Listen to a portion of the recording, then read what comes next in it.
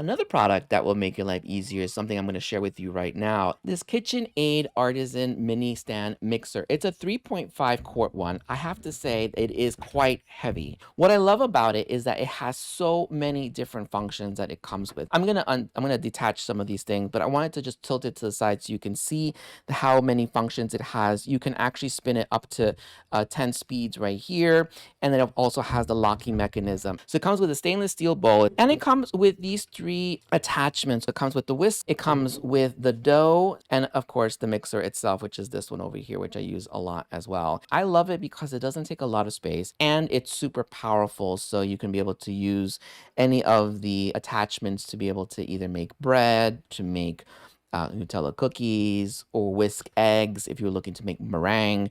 But the great thing about this particular product is not that it just only does that. You can easily detach this top part, this front part here, and you can also grind your meat, be able to make pasta if you wanted to do any hand pastas.